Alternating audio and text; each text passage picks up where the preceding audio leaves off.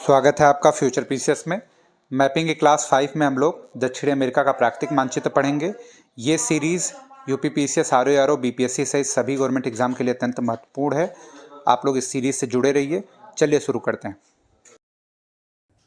स्वागत है आप सभी लोगों का। दक्षिण अफ्रीका की मैपिंग। अब हम लोग सबसे पहले हम लोगों ने अफ्रीका ख़त्म किया था, फिर हम लोगों ने उत्तरी अमेरिका किया। अब दक्षिणी अमेरिका का प्राकृतिक मैप हम लोग पहले देखेंगे। तो इसमें सबसे पहले हम लोग सामान्य विशेषताएं जानेंगे दक्षिण अमेरिका की।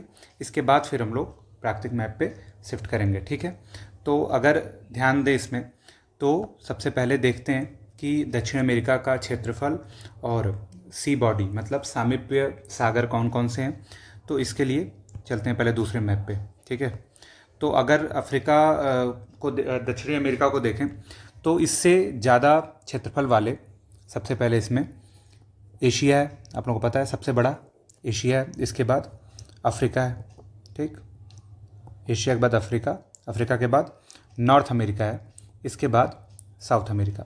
तो ये चौथा सबसे बड़ा महाद्वीप है, ठीक है। साउथ अमेरिका चौथा सबसे बड़ा महाद्वीप है। इसके बाद ये किन किन क्षेत्रों से घिरा हुआ, अगर ये देखें तो सबसे पहले ये उत्तर में अटलांटिक ओशन से घिरा हुआ है, ठीक है। अटलांटिक महासागर से उत्तर में घिरा हुआ है और एकदम जस्ट ऊपर यहाँ पे कैरेबियन सी है, ठीक है। क्या है, तो यहाँ पे है कैरेबियन सी। चारों तरफ हम लोग देख लेंगे तो फिर हम लोग खाड़ियों पे आएंगे, ठीक है, जो कि अत्यंत इम्पॉर्टेंट है, ठीक। तो ये कैरेबियन सी जो कि अटलांटिक ओशन का हिस्सा है, उससे उत्तर और पूर्व में घिरा हुआ है। तो ये पूरा हिस्सा अटलांटिक ओशन का ही है और दक्षिणी अटलांटिक ओशन, इसमें कल अटलांटिक लिखा हुआ है, असल में इसको लिखना चाहिए दक्षिणी अटलांटिक महासागर, ठीक है। दक्षिण अटलांटिक से घिरा हुआ है। इसके बाद अब देखिए यहाँ तक अटलांटिक महासागर है, फिर यहीं से एक जलसंधि होती है जिसका नाम है मैगेलन जलसंधि। क्या है, मैगेलन जलसंधि। अब मैगेलन नाम क्यों पड़ा, ये बड़ा इंपॉर्टेंट है और इसको इंटरेस्टिंग भी है। मैगेलन जो थे वो पहले ऐसे व्यक्ति थे जिन्होंने दुनिया का क्या पूरा चक्कर लगाया था और ये प्रायोगिक तौर पे सिद्ध किया कि दुनिया गोल है, ठीक है। एक स्थान से अगर हम लोग चलेंगे तो घूम के फिर यहाँ पे पहुँच जाएंगे, ठीक है। तो उन्हीं के नाम पे मैगेलन जलसंधि है। इसके बाद हम लोग आ जाते हैं मैगेलन जलसंधि को पार करने के बाद पैसिफिक ओशन में, ठीक है, प्रशांत महासागर में आ जाते हैं, ठीक। तो असल में कहें दक्षिण अमेरिका केवल दो ही महासागरों के से घिरा हुआ है, एक प्रशांत है और दूसरा है दक्षिणी अटलांटिक महासागर, ठीक है। उत्तर में कैरेबियन सी से उत्तरी अटलांटिक महासागर से भी टच करता है। तो चूंकि अटलांटिक महासागर एक ही है, उसको एक ही काउंट किया जाता है, तो अटलांटिक और प्रशांत से घिरा हुआ है। लेकिन अगर ऐसे देखें तो ये कैरेबियन सी जो है वो उत्तरी अटलांटिक का हिस्सा है, ठीक। इसके बाद देखें अगर तो ये किस देश से ज्वाइंट होता है, तो ये मध्य अमेरिकी के पनामा देश से ये अलग होता है, ठीक है। और पनामा की खाड़ी से अलग नहीं होता, ये ध्यान देना है, क्योंकि पनामा की खाड़ी पनामा देश के अंदर है। कभी कथन में यही दे दिया कि उत्तरी अमेरिका पनामा की खाड़ी से दक्षिणी अमेरिका से अलग होता है, तो ये तथ्य सही नहीं है, ठीक है। पनामा देश ही दोनों को अलग करता है, ठीक। अब अगर इसकी प्रमुख चीज़ों के बारे में जानना चाहें तो हम लोग सबसे ऊंची चोटी, सबसे ऊंची चोटी, सबसे नीचा स्थान, ये सब देखना चाहें तो जो सबसे ऊंची चोटी है उसका नाम है माउंट एकांकागुआ। देखिए यहाँ पे है, ये एंडीज पर्वत का हिस्सा है। ये दक्षिणी अमेरिका की सबसे ऊंची चोटी है, मैक्सिमम ये पीक है, ठीक। ये सबसे ऊंची चोटी है। सबसे लंबा पर्वत पूछे कौन है, तो ये सबसे लंबा पर्वत है एंडीज, ठीक है। सबसे लंबा पर्वत एंडीज। इसके अलावा अगर पूछे सबसे बड़ी झील कौन सी है, तो इसकी सबसे बड़ी झील है, उस झील का नाम है मराकाइबो, ठीक है। मराकाइबो लेक सबसे बड़ी झील है। इसके बाद अगर हम लोग देखें तो सबसे निम्नतम स्थान पूछे तो सबसे निम्नतम स्थान अर्जेंटीना के पास है, उसका नाम है वाल्देज प्रायद्वीप, ठीक। अभी दिखा रहा हूँ कहाँ पे है, सबसे निम्नतम स्थान है जिसको कहते हैं डीपेस्ट प्लेस, ठीक है। ये लैंड पे है, ज़मीन पे है, ठीक है। ये देखिए यहाँ पे इस वाले हिस्से को वाल्देज प्रायद्वीप कहते हैं, ठीक है। ये वाला हिस्सा जो है। आगे चलें तो हम लोग सबसे बड़ी नदी पे अगर जाएं दक्षिण अमेरिका की, तो सबसे बड़ी आप लोग को पता है विश्व की जो दूसरी सबसे बड़ी नदी है वही दक्षिण अमेरिका की सबसे बड़ी नदी अमेजन है। अपवाह की दृष्टि से ये प्रथम स्थान पे है और लंबाई की दृष्टि से विश्व में दूसरे स्थान पे है और अमेरिका में पहले स्थान पे है, दोनों में, अपवाह और लंबाई दोनों में, ठीक है। इसके अलावा कुछ चीज़ें और जानते हैं, तो उसमें सबसे पहले देखेंगे कि कौन कौन से देश दो स्थलरुद्ध देश हैं। ठीक है, सामान्य जानकारी में ये भी आता है। तो ये प्रश्न पूछा भी हुआ है पीसीएस में, पिछली बार वाले ये पीसीएस वाले एग्ज़ाम में प्री में पूछा गया था। ठीक है, तो इसमें बोलीविया जो है, बोलीविया ये एक स्थलरुद्ध देश है, आप लोग देख सकते हैं, ये घिरा हुआ है चारों तरफ से। और फिर एक दूसरा जो स्थलरुद्ध देश है वो पराग्वे है। तो हम लोग इसको बीपी से याद कर लेते हैं, बीपी हाई ऐसे समझ लीजिए आप लोग। तो ये दोनों क्या है, घिरे हुए हैं। ठीक, आगे अगर हम लोग देखें तो कुछ राजधानियां ऐसी हैं जो पोर्ट हैं, कुछ राजधानियां पोर्ट नहीं हैं। ठीक है, तो इसको हम लोग राजनीतिक वाले मैप में देखेंगे। ठीक है, इसके बाद जो हम लोग को देखनी है वो है खाड़ियाँ देखनी है। ठीक है, महत्वपूर्ण खाड़ियों को हम लोग को देखना है, तो उसके लिए हम लोग को प्राकृतिक मानचित्र में चलना पड़ेगा। ठीक, सबसे ऊपर से अगर चलें हम लोग तो मराकाइबो झील से हम लोग शुरू करते हैं। तो सबसे पहले हम लोग को मिलती है मराकाइबो झील। ठीक, ये झील जो है ये एक खाड़ी नुमा झील है। ठीक है, लगून टाइप है। ठीक, और खाड़ी भी कह सकते हैं, झील भी कह सकते हैं। किस लिए जानी जाती है, तो ये जो है ये जानी जाती है अपने खनिज तेल के उत्पादन के लिए। देखिए यहाँ पे लिखा भी हुआ है, खनिज तेल के उत्पादन के लिए माराकाइबो निम्न भूमि जानी जाती है। ठीक है, उसके बाद अगर इधर चलें तो इधर की कोई भी खाड़ी इतनी इंपॉर्टेंट नहीं है। हम लोग ब्राज़ील के तट पे चलते चलते आते हैं नीचे, तो यहाँ पे जहाँ पे अर्जेंटीना, उरुग्वे और ब्राज़ील का मिलन है, यहाँ पे एक खाड़ी है, इसका नाम है रियो डी ला प्लाटा। ठीक है, रियो डी ला प्लाटा की खाड़ी यहाँ पे स्थित है। ठीक है, आगे चलते हैं तो जो अगली खाड़ी है वो है सान मावियास की खाड़ी। ठीक, कहाँ पे है ये देख लीजिए। इसके बाद सान जार्ज की खाड़ी है। ठीक, सान जार्ज की खाड़ी है, फिर ग्रांडे की खाड़ी है। ये क्रम आप लोग याद रख लेंगे। ठीक है, क्रम कैसे याद रखेंगे, रियो डी ला प्लाटा पहले है, पहले रियो डेल प्लाटा है, फिर सान मावियास है, फिर सान जार्ज है, फिर ग्रांड है। ये क्रम पूछ सकता है। ठीक है, कभी प्रश्न यहाँ से बना नहीं है, खाड़ियाँ इंपॉर्टेंट है भी नहीं यहाँ की। ठीक है, आगे ग्रैंड की खाड़ी के बाद मैगलन जल संधि से हम लोग अटलांटिक ओशन से प्रशांत महासागर में चले जाते हैं। ठीक है, एक चीज़ और यहाँ पे ध्यान दे सकते हैं, यहाँ पे एक ठंडी जलधारा चलती है, उस जलधारा का नाम है फॉकलैंड धारा। ठीक है, क्या नाम है इसका, फॉकलैंड धारा। आगे चलते हैं तो हम लोग मैगलन जल संधि से क्या करते हैं, मैगलन जल संधि किसको किसको अलग करती है, तो ये जो द्वीप है इस द्वीप का नाम है टेरा डेल फ्यूगो। ठीक है, टेरा डेल फ्यूगो को जो मेन अफ्रीका का, मेन दक्षिणी अमेरिका का हिस्सा है उससे अलग करती है। कौन जल संधि, मैगलन जल संधि। और जोड़ती किसको किसको है, तो ये अटलांटिक ओशन को प्रशांत ओशन से, पैसिफिक ओशन से जोड़ती है। तो जोड़ते ही जो हमको अगली खाड़ी मिलती है उसका नाम है पेनास की खाड़ी। ठीक है, पेनास की खाड़ी के ऊपर अगली जो खाड़ी मिलती है चिली के तट पे है, इसका नाम है कोको वार्डो की खाड़ी। ठीक, और फिर हम लोग ऊपर अगर चलते चले जाएं तो फिर हम लोग को एक खाड़ी मिलती है, इसका नाम है चिली पेरो की खाड़ी।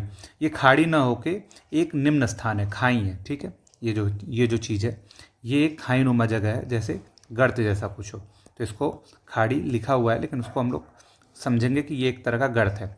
फिर ग्वायाकील की खाड़ी जो है इक्वेडोर के तट पे हम लोग को यहाँ पे मिलती है, और हम लोग प्रशांत महासागर में अपना सफ़र पूरा करते हैं। इसके बाद हम लोग यहाँ पे जो यहाँ पे ये ऐसे पनामा जुड़ा हुआ है। ठीक है, तो यहाँ पे हमारा ख़त्म हो जाता है। ठीक है, खाड़ियों के बाद हम पर्वत पे चलेंगे। तो हम लोगों ने भी चर्चा किया था कि सबसे लंबा पर्वत न केवल अमेरिका दक्षिणी अमेरिका का बल्कि पूरे विश्व का सबसे लंबा पर्वत कौन सा है, तो वो एंडीज पर्वत है। ठीक है, तो एंडीज पर्वत जो है किस तरह का पर्वत है, तो एंडीज पर्वत एक नवीन वलित पर्वत है। क्या है, नवीन वलित पर्वत है। जिस तरह से उत्तरी अमेरिका में हम लोगों ने देखा था कि रॉकी नवीन वलित पर्वत है, उसी तरह जैसे रॉकी है उत्तरी अमेरिका में, जैसे हिमालय है। ठीक, आगे हम लोग जब यूरोप पढ़ेंगे तो उसमें आल्प्स जैसे है। ठीक है, ये सब कैसे हैं, नवीन वलित पर्वत हैं। वलित पर्वत का कॉन्सेप्ट आप लोगों को बताया था।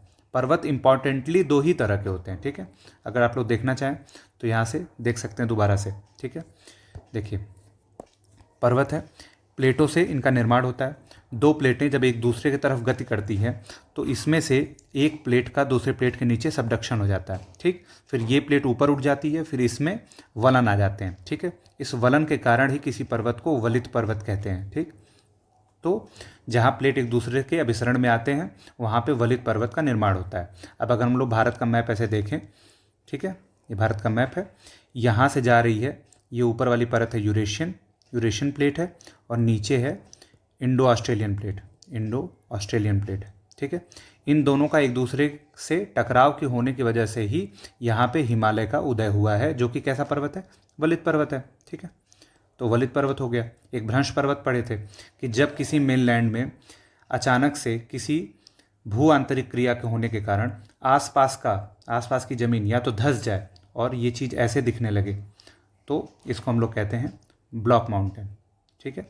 या इस मेनलैंड से बीच की ज़मीन धंस जाए तो कुछ ऐसी दिखेगा, तो यहाँ वालों के लिए ये भी क्या होगा, एक ब्लॉक माउंटेन होगा, ठीक है। भ्रंश पर्वत है, भ्रंश का मतलब है धंसने से, भ्रंश का मतलब है धंस जाने से, ठीक है। तो इनको ब्लॉक माउंटेन को क्या कहते हैं, भ्रंश पर्वत भी कहते हैं। हम लोग जब उत्तरी अमेरिका पढ़ रहे थे तो आपको बताया था कि सिएरा नेवाडा जो है वो दुनिया का सबसे बड़ा मैक्सिमम ब्लॉक माउंटेन है, ठीक है। ये हम लोगों ने वहाँ पे चर्चा किया था, ठीक है। तो नवीन वलित पर्वत आप लोग समझ चुके होंगे। तो उसी तरह एंडीज भी एक नवीन वलित पर्वत है, ठीक, रॉकी हिमालय और आल्प्स की तरह।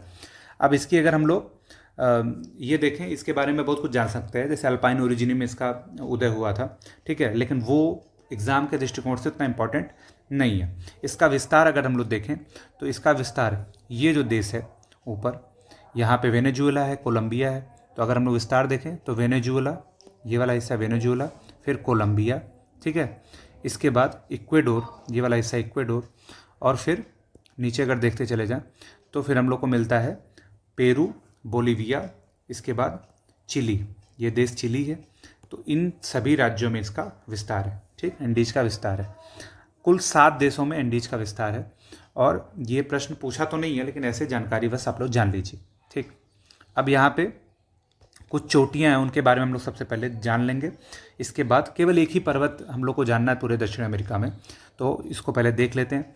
तो ये सबसे पहले हम लोग को जो पर्वत मिलता है, क्रम भी ध्यान रखना है, ठीक है। हो सकता है कभी चोटियों का क्रम पूछते, क्योंकि बहुत ज़्यादा चर्चित चोटियाँ हैं, ठीक। तो सबसे पहले कोटापैक्सी है, जिसका नाम है माउंट कोटापैक्सी। किस लिए जाना जाता है, तो ये विश्व की दूसरी सबसे ऊंची सक्रिय ज्वालामुखी की चोटी है। जो पहली है वो भी यहीं पे है, ठीक है। तो ये तथ्य हम लोग को ध्यान रखना है कि विश्व की दूसरी सबसे ऊंचा सक्रिय ज्वालामुखी है, ठीक, और सक्रियता में प्रथम स्थान पे है, उच्चतम सक्रियता है इसकी, माउंट कोटापैक्सी की, ठीक है। किस देश में पड़ रहा है, आपको लोकेशन और मैप से दिख रहा है कि ये किस देश में है, तो ये इक्वेडोर में है, इक्वेडोर में पड़ रहा है, ठीक। 3 चीज़ ध्यान रखनी है, ये सक्रियता में प्रथम स्थान पे है, जबकि ऊंचाई और सक्रियता दोनों के मिक्सचर में ये सेकंड स्थान पे, ठीक है। दूसरा सबसे ऊंचा सक्रिय ज्वालामुखी है। आगे चलते हैं। तो अगला जो है उस चोटी का नाम है माउंट चिम्बाराजो। ये भी कहाँ पे है, ये भी इक्वेडोर में ही, आप लोग देख रहे हैं यहाँ इक्वेडोर में ही है, ठीक। आगे अगर चलें हम लोग तो इसके बाद हम लोग आते हैं चोटियों में। तो ये एक चोटी है जिसका नाम है ओजेस डेल स्लादो। ये कहाँ पे स्थित है, तो ओजेस डेल स्लादो चिली के पास स्थित है, चिली देश है ये, चिली में स्थित है। इसके बाद एक और पर्वत है, इसका नाम है माउंट एकांकागुआ, ठीक, माउंट एकांकागुआ यहाँ पे है, ध्यान दीजिएगा। और ये ओजेस डेल स्लादो, दोनों के बारे में कुछ तथ्य जानते हैं। ओजेस डेल स्लादो है ना, ये अभी हम लोगों ने चर्चा किया था, ये दुनिया का सबसे ऊंचा ज्वालामुखी भी और सक्रिय ज्वालामुखी भी, दोनों में, मतलब दुनिया का सबसे ऊंचा ज्वालामुखी पर्वत है और सक्रिय ज्वालामुखियों में भी ये सबसे ऊंचा है, ठीक है। ये दोनों फैक्ट इसके बारे में ध्यान रखिए। ओजेस डेल स्लादो ये जो एंडीज पर्वत है उसका हिस्सा है, ठीक है। आगे चलते हैं। तो जो माउंट एकांकागुआ है ये एंडीज की मैक्सिमम पीक है, ठीक है, ये एंडीज की सबसे ऊंची चोटी है। और एक चीज़ और इसके बारे में ध्यान देना है, वो चीज़ ये है कि ये जो एकांकागुआ है ये हिमालय के बाद, ये हिमालय की सभी चोटियों के बाद, या कह लें एशिया के बाहर सबसे ऊंची चोटी है। मतलब बाकी 6 जो महाद्वीप हैं उनमें सबसे ऊंची चोटी कौन सी है, तो माउंट एकांकागुआ है, ठीक। नहीं तो सारी, मतलब विश्व की 9 सबसे ऊंची चोटियाँ, 10 सबसे ऊंची चोटियाँ हिमालय में ही विस्तृत हैं, ठीक है। आगे चलते हैं। एक दर्रा है एंडीज में, उसका नाम है उस्पलाटा दर्रा, ठीक है। ये भी चिली अर्जेंटीना के बॉर्डर पे है, चिली और अर्जेंटीना के बॉर्डर पे। जब हम लोग देखेंगे पॉलिटिकल मैप तो उस पलाटा दर्रा जो है ना वो ट्रांस एंडीज रेलवे के लिए, ट्रांस एंडीज रेलवे को मार्ग प्रदान करता है। ठीक है, ये दर्रा इंडीज के बीचों बीच है जो एक रेलवे लाइन को कनेक्टिविटी से जोड़ता है, अर्जेंटीना के एक शहर को चिली के एक शहर से जोड़ता है। ठीक है, तो ये हमारा हो गया एंडीज पर्वत। ठीक, एंडीज पर्वत के बाद अगर हम अगली चीज़ जो देखें तो पर्वत यहाँ पे फिर कुछ है नहीं। अगली चीज़ जो है वो हमारा है पठार। जो दक्षिण अमेरिका महाद्वीप है वो पठारों के लिए अत्यंत जाना जाता है। ठीक है, तो सबसे पहले जो पठार हम लोग देखेंगे उस पठार का नाम है बोलिविया का पठार। तो पठारों में बोलिविया का पठार हम लोग को देखना है। तो बोलिविया का पठार एक अंतर पर्वतीय पठार है। अब थोड़ा पठारों को समझते हैं कि क्या होता है ये। तो अगर पठारों के बारे में चर्चा करें तो अंतर पर्वतीय पठार का मतलब है कि ये एक पर्वत अगर जा रहा है और इधर भी एक पर्वत है, ठीक है, या इधर एक नदी है और पर्वतों के बीच के क्रम में एक ही पर्वत के दो श्रेणियों के बीच में अगर कोई पठार स्थित है तो उसको हम लोग क्या कहते हैं, उसको हम लोग कहते हैं कि ये अंतरा पर्वतीय पठार है। ठीक है, अंतरा पर्वतीय पठार है। और कौन सा पठार का क्रम होता है, जैसे मान लीजिए ये कोई पर्वत है, ठीक, ये पर्वत है, इस पर्वत के सहारे जब कोई पठार रहता है तो इसको हम लोग कहते हैं गिरिपदी पठार। ठीक है, आगे इसी में हम लोग को एक गिरिपदी पठार का उदाहरण मिलेगा। ठीक, इसके अलावा पठारों का अगर हम लोग देखें तो वर्षा और शुष्कता के आधार पे वर्षा ही कहीं की शुष्कता को डिसाइड करता है, तो इसके आधार पे भी पठारों के प्रकार होते हैं। ठीक है, कोई पठार गर्म या शुष्क होता है, उष्ण होता है, और कोई पठार समशीतोष्ण होता है। ठीक है, तो जो 10 से 30 डिग्री के बीच पठार हैं ये क्या है, नॉर्मली ये उष्णकटिबंधीय पठार है। ठीक है, उष्णकटिबंधीय पठार है। जबकि जो 30 से 60 डिग्री के बीच में वो कौन से पठार हैं, वो समशीतोष्ण पठार है, समशीतोष्ण पठार हैं। ठीक है, ये दोनों क्रम यहाँ पे मिलेंगे क्योंकि जो हमारा दक्षिण अमेरिका प्रायद्वीप है इससे कौन कौन सी रेखाएं जा रही हैं, तो इससे हमारी विषुवत रेखा भी ऐसे जाती है। देखिए यहाँ से ऐसे विषुवत रेखा जाती है और यहाँ से आपकी मकर रेखा जाती है। ठीक है, तो मकर रेखा के नीचे हम लोग को ऐसे पठार भी मिलेंगे जो क्या है, समशीतोष्ण पठार है। हम लोग बोलिविया का पठार कर रहे थे तो बोलिविया का पठार एक क्या है, उष्णकटिबंधीय पठार है और अत्यंत शुष्क पठार है। ठीक, बोलिविया का पठार, 3 चीज़ें जानेंगे बोलिविया का पठार में। पहली चीज़ क्या है, पहली चीज़ ये है कि ये एक अंतरा पर्वतीय पठार है। ठीक, यहीं पे लिखते हैं, आप लोगों को ज़्यादा सही रहेगा। बोलिविया का पठार क्या है, एक अंतरा पर्वतीय पठार है। अंतरा पर्वतीय पठार है मतलब पर्वतों से घिरा हुआ है। दूसरी चीज़ ये क्या है, ये एक शुष्क पठार है। ठीक, शुष्क पठार है। इसके अलावा टिन और नाइट्रेट के भंडार के लिए जाना जाता है। इसको एंटी प्लानो भी कहते हैं। क्या कहते हैं इसको, इसको एंटी प्लानो भी कहते हैं क्योंकि क्या है, ये ऊपर से पठार से ज़्यादा एक प्लेन की तरह दिखाई पड़ता है, इसलिए इसको एंटी प्लानो भी कहते हैं। ठीक है, अगला अगर पठार पे हम लोग चलें तो अगला पठार जो हम लोग को देखना है वो हम लोग ब्राज़ीलियन उच्च भूमि देखेंगे। ठीक है, ब्राज़ीलियन उच्च भूमि, तो जो ब्राज़ीलियन उच्च भूमि है इसका विस्तार ब्राज़ील तथा उरुग्वे दोनों में होता है। ठीक है, ब्राज़ीलियन उच्च भूमि 2 चीज़ों के लिए जानी जाती है। पहली चीज़ है यहाँ पे हम लोग को मिलता है लौह। ठीक है, लोहा के उत्पादन के लिए जाना जाता है। ठीक है, फिर यहाँ पे कुछ भौगोलिक परिस्थितियाँ ऐसी हैं, भौगोलिक परिस्थितियाँ होने की वजह से क्या होता है कि यहाँ पे कहवा उत्पादन के लिए भी आदर्श परिस्थितियाँ हैं। ठीक है, तो सबसे पहले देखते हैं यहाँ पे एक इटाबीरा की खान है। ठीक है, ये इटाबीरा की खान से लौह खनन होता है। लौह खनन होके तो कोयले का अभाव है यहाँ पे, लौह खनन तो होता है परंतु कोयला नहीं है। अब कोयला ना होने की वजह से इसको क्या किया जाता है, दूसरी जगह ट्रांसपोर्ट किया जाता है, और जिस जगह पे इसका उपयोग किया जाता है इसका नाम है बेला हॉरिजॉन्टो। ठीक है, तो अगर ध्यान से देखें यहाँ पे, हम लोग ध्यान से देखें तो जो वेबर का त्रिकोणीय सिद्धांत है जो कच्चे माल और बाज़ार इन तीनों के बीच में एक त्रिकोण प्रस्तुत करता है, तो यहाँ पे इटाबीरा की खान है। ठीक है, इटाबीरा यहाँ पे, यहाँ से क्या उत्पादन होता है, यहाँ से लोहा उत्पादन होता है। ठीक है, अब अगली चीज़ जो है ये है बेला हॉरिजॉन्टो। बेला हॉरिजॉन्टो में क्या होता है, ये लौह इस्पात उद्योग का केंद्र है। जैसे अन्य जगहों पे हम लोगों ने पढ़ा है, जैसे पिट्सबर्ग है, ठीक है, उसी तरह यहाँ पे भी क्या है, ये लौह इस्पात का केंद्र है। ठीक, अब यहाँ से लौह इस्पात बनता है। तीसरी चीज़ है बाज़ार। तो बाज़ार, इसकी मांग अफ्रीका मतलब ब्राज़ील में उतनी तो है नहीं, ब्राज़ील में उतनी मांग ना होने के कारण ये जो रियो डी जेनेरो है, इसका आप लोग चर्चा सुने होंगे पर्यावरण के खंड में, या फिर अगर आप लोगों ने ओलंपिक वगैरह देखा हो, तो ये जो रियो डी जेनेरो है इस पोर्ट से इसका क्या कर दिया जाता है, इसका निर्यात कर दिया जाता है। ठीक, निर्यात कर दिया जाता है।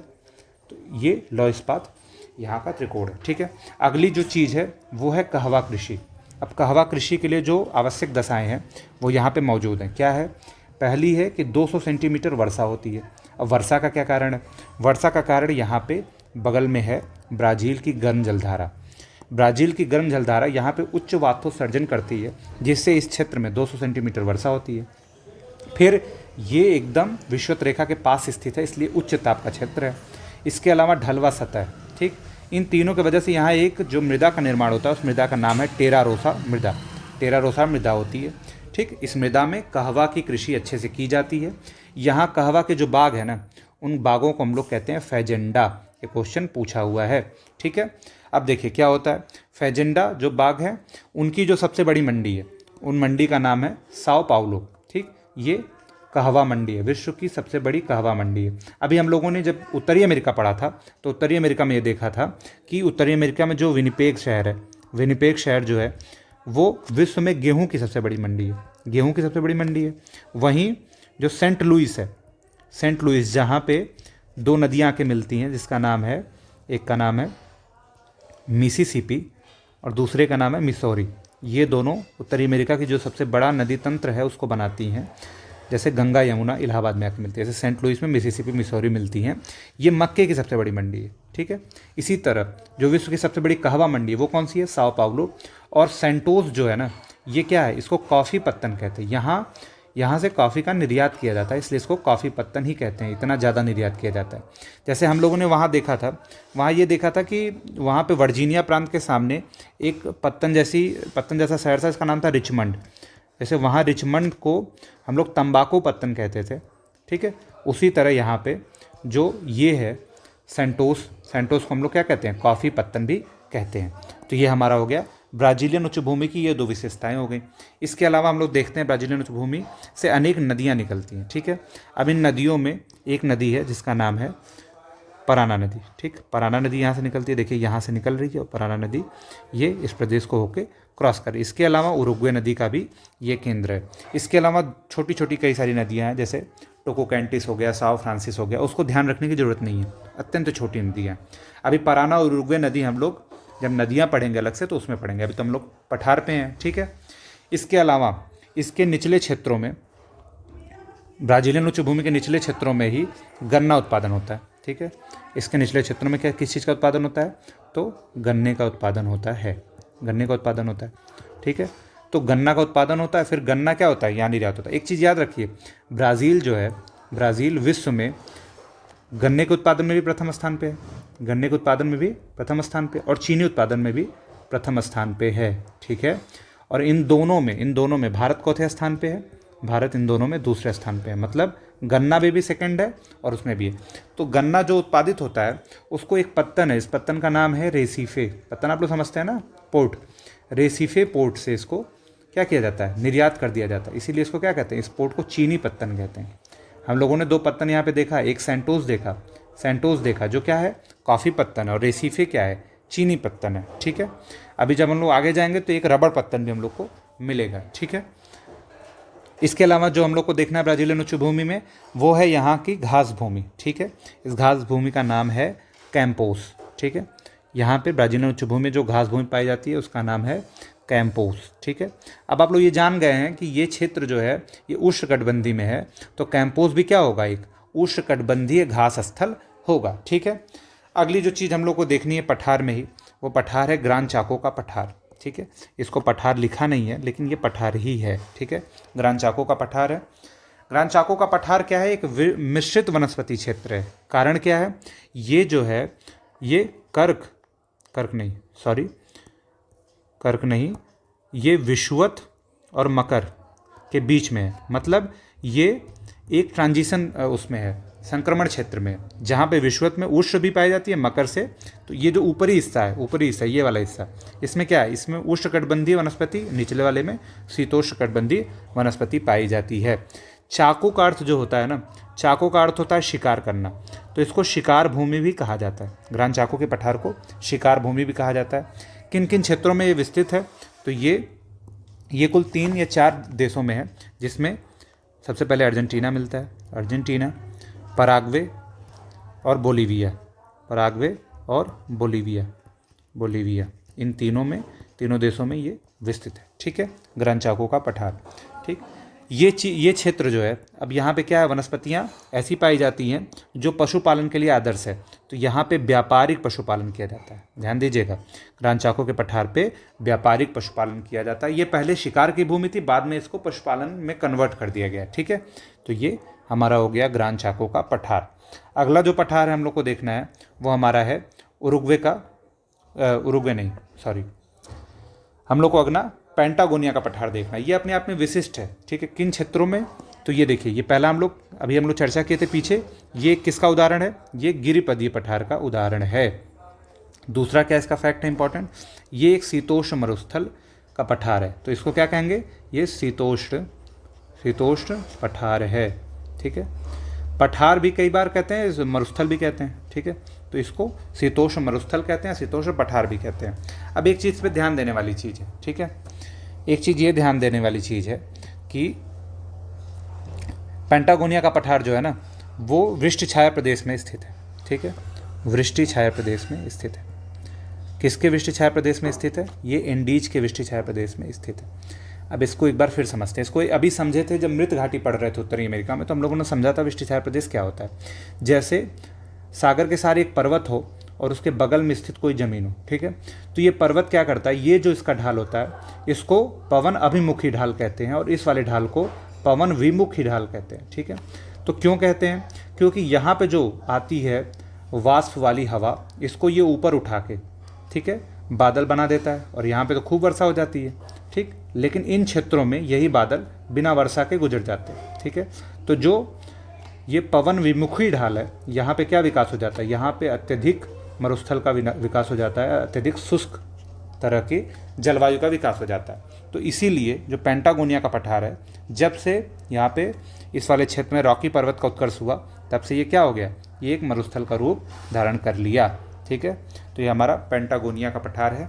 और ध्यान रखिए ये कैसा है, शीतोष्ण मरुस्थल है, ये गिरिपदीय पठार है। इसके अलावा ये भेड़ पालन के लिए जाना जाता है, पशुपालन यहाँ पे किया जाता है, क्योंकि इतना उच्च ताप नहीं है और कुछ वनस्पतियाँ तो पाई ही जाती हैं, इसलिए भेड़ पालन यहाँ पे संभव है। ठीक है, आगे हम लोग देखें तो एक हम लोग ऊपर हम लोग को देखना था पठार है, उस पठार का नाम है गुयाना उच्च भूमि। ठीक है, तो गुयाना उच्च भूमि को देखते हैं। तो ये दक्षिण अमेरिका के उत्तरी भाग में स्थित एक पठारी संरचना है।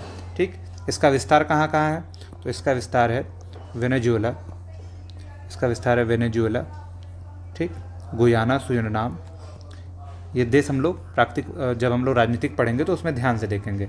गुयाना, सुरिनाम, फ्रेंच गुयाना,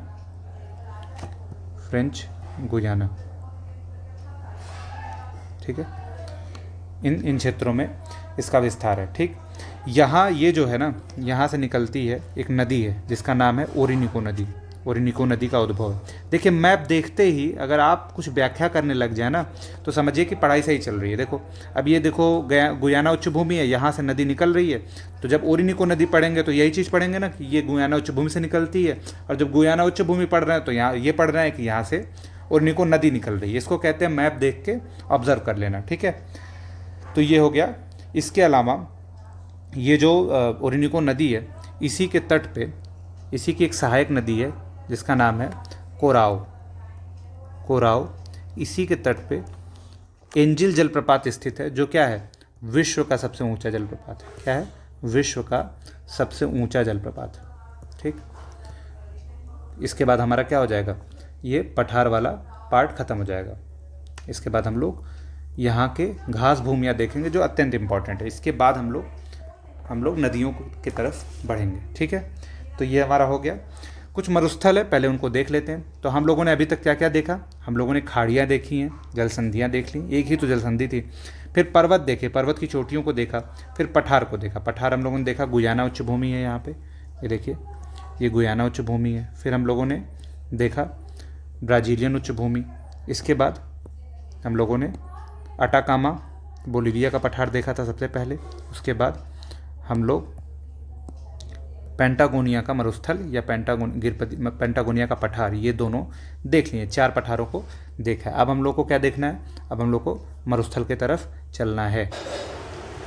तो अटाकामा मरुस्थल यहाँ पे स्थित एक शुष्क मरुस्थल है। अब कारण क्या है इसके शुष्कता का या मरुस्थल जन्म लेने का? तट पे स्थित मरुस्थल है, तो इसके जन्म लेने का कारण किसी भी मरुस्थल के उसके बगल में अगर कोई भी ठंडी जलधारा चलेगी तो वहाँ मरुस्थल होने की संभावनाएं होती हैं। ठीक है, पहली बात तो ये है कि ये उच्च वाष्पोत्सर्जन का क्षेत्र है। दूसरी चीज़ है कि बगल में जो ये पेरू की धारा है, ये धारा, इसके कारण क्या होता है कि यहाँ पे जो नदी से या सागर से वाष्पोत्सर्जन होकर जो वर्षा होनी चाहिए इस जगह पे, वो होती नहीं है, जिसको हम लोग कहते हैं क्या, सागरीय समीर कहते हैं। जो सागरीय समीर से वर्षा होती है वो हो नहीं पाती है, क्योंकि ये जो ठंडी जलधारा है ना, ये सतह का ताप बढ़ने ही नहीं देती है। सतह का ताप नहीं बढ़ता है तो क्या होता है, वाष्पोत्सर्जन नहीं होता है। जब वाष्पोत्सर्जन नहीं होगा तो बादल नहीं बनेंगे, बादल नहीं बनेंगे तो वर्षा नहीं होगा। इस वजह से यहाँ पे अटाकामा का मरुस्थल जन्म लिया है। अब ये क्या है, यहाँ पे 25 सेंटीमीटर से भी कम वर्षा होती है। ठीक है, ये अत्यंत शुष्क मरुस्थल है, लेकिन इसी के साथ कुछ इसके प्लस पॉइंट भी हैं। प्लस पॉइंट ये है कि इस क्षेत्र में अनेक तरह के खनिज भी पाए जाते हैं। ठीक है, यहाँ विश्व का सबसे शुष्क स्थल भी पाया जाता है, इसका नाम है अरिका।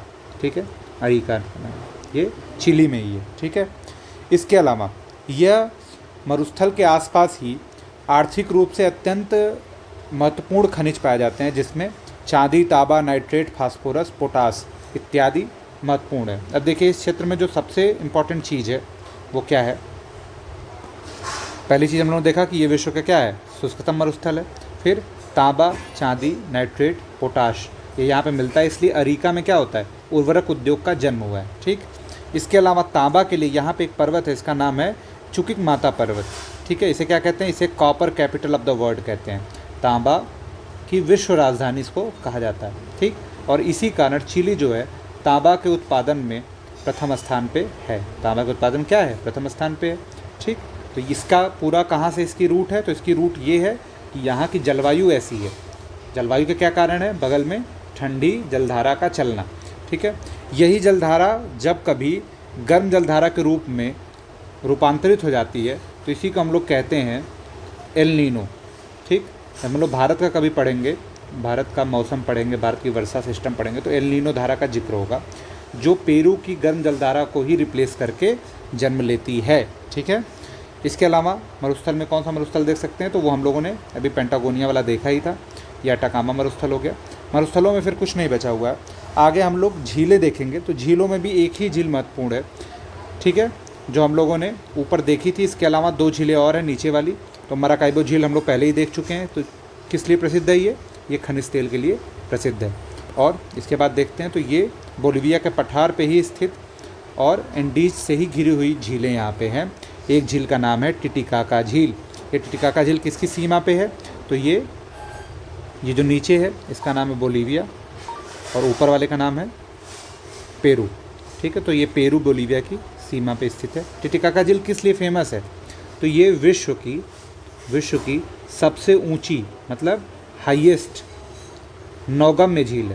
नौगम्य झील है, ठीक है, जहां हम लोग नौकायन कर सकते हैं। ठीक है, विश्व की सबसे ऊंची नौगम्य झील है। इसके अलावा लेक पोपो भी यहाँ पे स्थित है, जो बोलिविया के पठार पे स्थित है। ठीक है, बोलिविया के पठार पे स्थित है। तो क्रम अगर पूछ लेगा कभी तो इम्पॉर्टेंट हो जाएगा।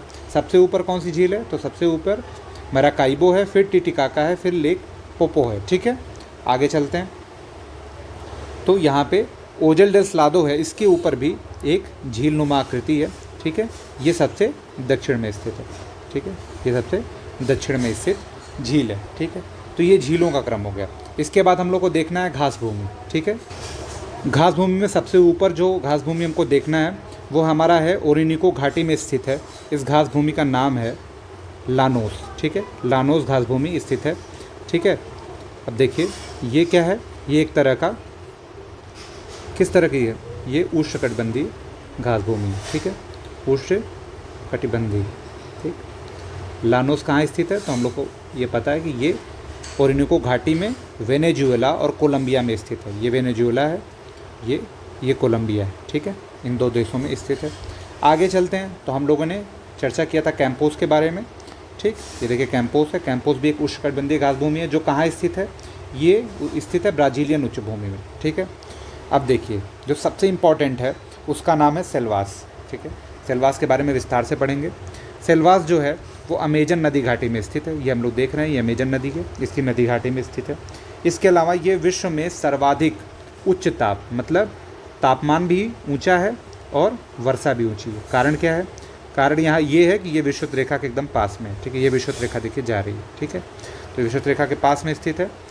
इस वजह से यहाँ पे उच्च ताप उच्च वर्षा के कारण अत्यंत घने सदाबहार वनों का विकास हुआ है। तो सेल्वास क्या है? एक घास भूमि नहीं है, सदाबहार जंगल है, सदाबहार वन है, ठीक है। या विषुवत रेखीय वर्षा वन इसको कह सकते हैं, ठीक है। उच्च आर्द्रता के कारण यहाँ पे उच्च जैव विविधता का विकास हुआ है, ठीक है। यहाँ के वृक्ष अत्यंत उपयोगी हैं, लेकिन इनका क्या हो सकता है? इनका वृक्षों का व्यापारिक प्रयोग नहीं हो सकता है, क्योंकि इनकी सघनता अत्यधिक है। सघनता उच्च होने के कारण इसका व्यापारिक उपयोग नहीं हो पा रहा है, ठीक है। अपने कार्बन स्टॉक के लिए, कार्बन स्टॉक और O2 जनरेशन के लिए, अत्यधिक मात्रा में ऑक्सीजन देने के लिए इसे क्या कहा जाता है? इसको विश्व का फेफड़ा भी कहा जाता है। क्या कहा जाता है? विश्व का फेफड़ा भी कहा जाता है। इसके अलावा यहाँ पे सालसा वृक्ष पाया जाता है, सालसा वृक्ष पाया जाता है। ये क्या है? ये वृक्ष जो है वे विश्व की सबसे हल्की लकड़ी है, ठीक है। क्या है? सबसे हल्की लकड़ी है। इसके अलावा कौन सा वृक्ष पाया जाता है?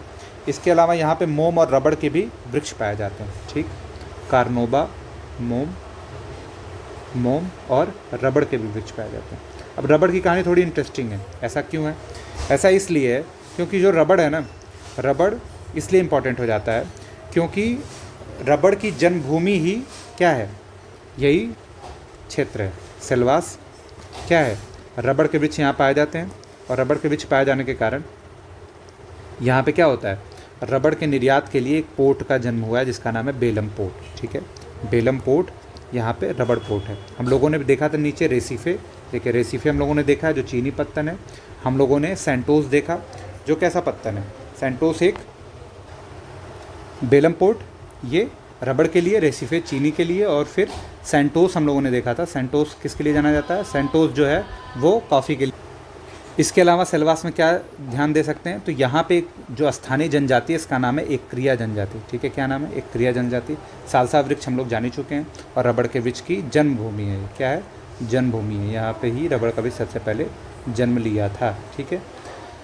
आगे हम लोग चले तो जो अगला हम लोग को देखना है, सेल्वास के बाद हम लोग शीतोष्ण के क्षेत्र में जाएंगे।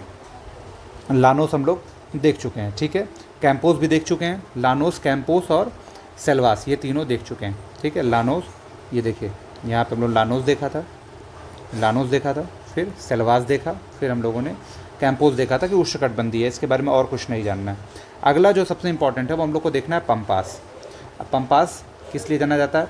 तो पंपास जो है वो कहाँ विस्तृत है? सबसे पहले इसकी लोकेशन देखें तो ये कर्क रेखा जा रही है। तो ये कैसा है? अब आप लोग जान गए कि ये एक समशीतोष्ण है, ठीक है। समशीतोष्ण क्षेत्र में स्थित है, तो उसकी विशेषताएं भी धारण कर लेगा।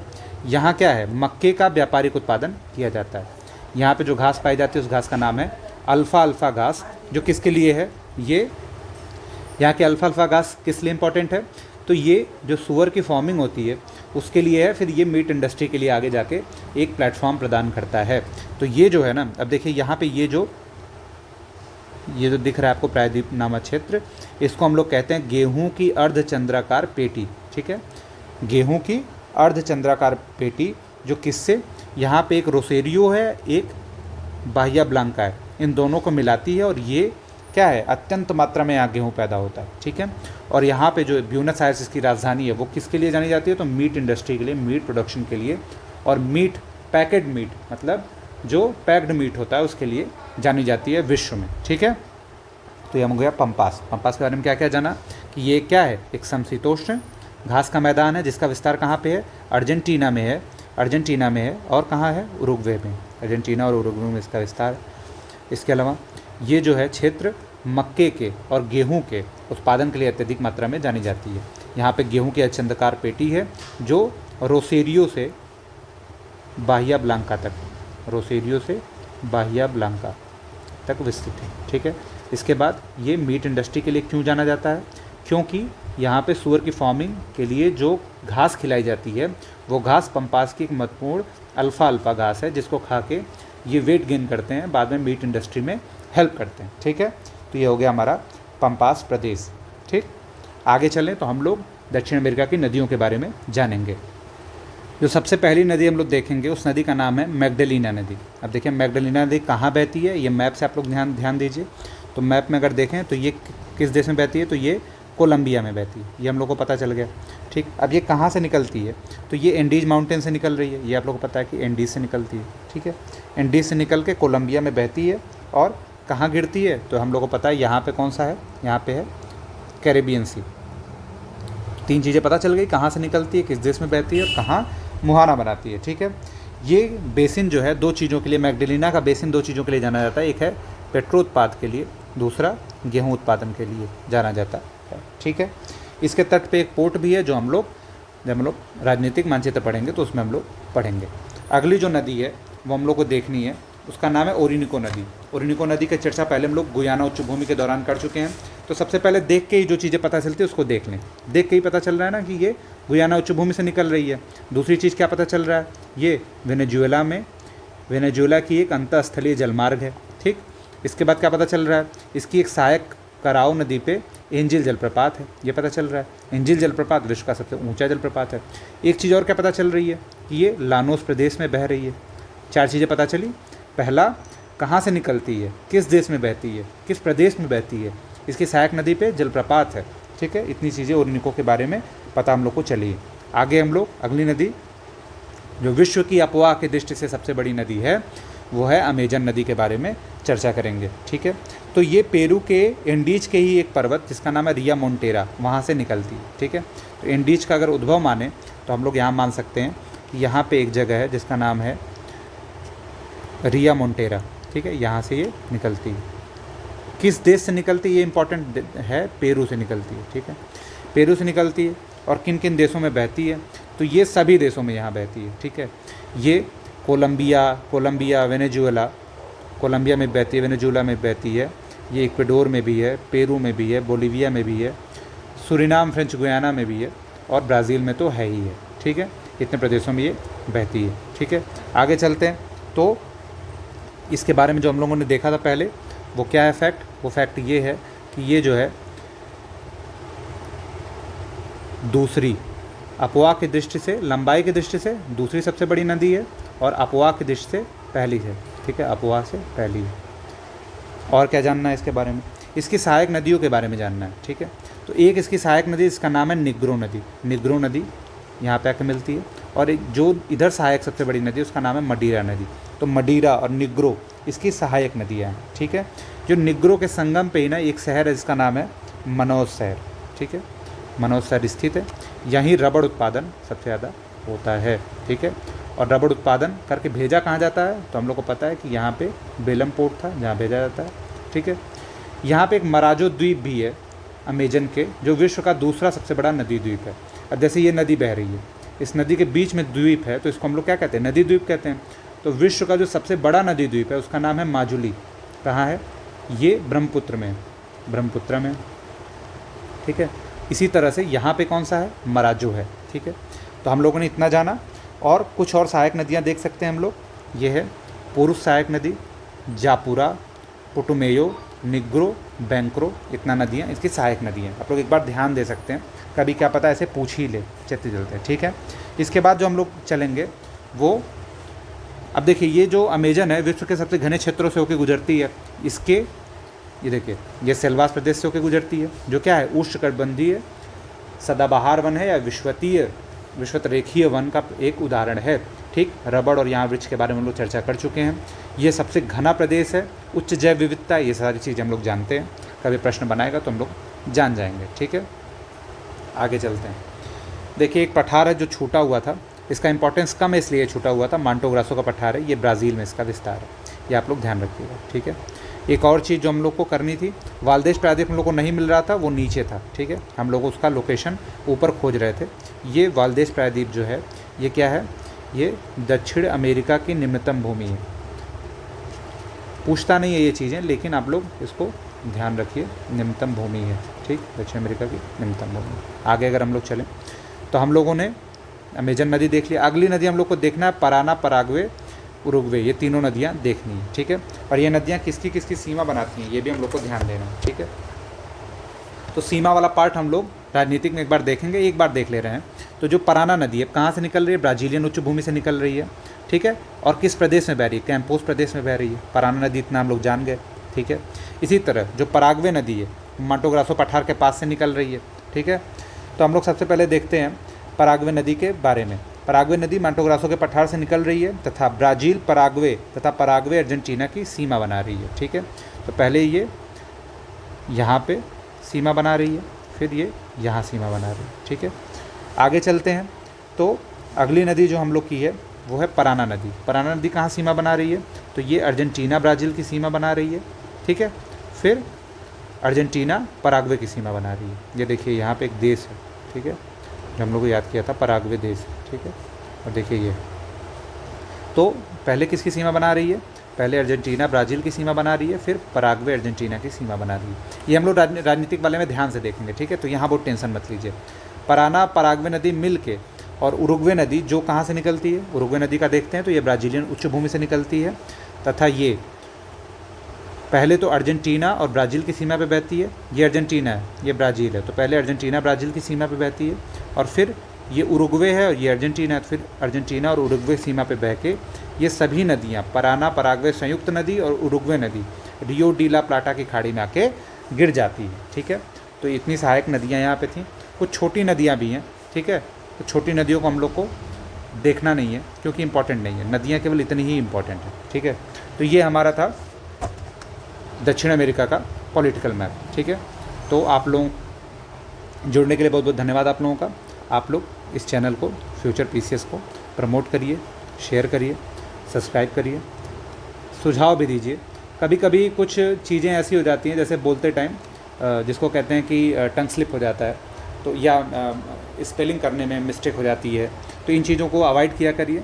या समझ गए हैं तो समझ जाया करिए, क्योंकि वो चीज़ें कभी कभी जैसे मैं अफ्रीका बोल दे रहा था बार बार अमेरिका की जगह, तो वो एक तरह का वो है कोऑर्डिनेशन सही होने के न होने की वजह से ये चीज़ें हो जाती हैं। बाकी इस चैनल को सब्सक्राइब करिए, शेयर करिए। टेलीग्राम चैनल भी है, उसको आप लोग ज्वाइन कर सकते हैं। आप लोग चैनल पे जाएंगे तो वहाँ आपको टेलीग्राम चैनल का लिंक मिल जाएगा, उसको ज्वाइन करिए। वहाँ पे हम लोग क्विज करते हैं, ठीक है। करंट अफेयर्स का क्विज करते हैं, जीएस का करते हैं, करंट अफेयर्स डेली के अपडेट करते हैं, इन्फॉर्मेशन देते हैं। सारी इन्फॉर्मेशन हम लोग के पास यहाँ पे अपडेट की जाती है, जो भी पेपर में रहता है, पेपर की कटिंग आती है। तो आप लोग का बहुत बहुत धन्यवाद जुड़ने के लिए, ठीक है। पढ़ते रहिए और जुड़े रहिए सीरीज़ के साथ। ये मैपिंग पूरा हम लोग इसी तरीके से अच्छे से ख़त्म करेंगे। धन्यवाद।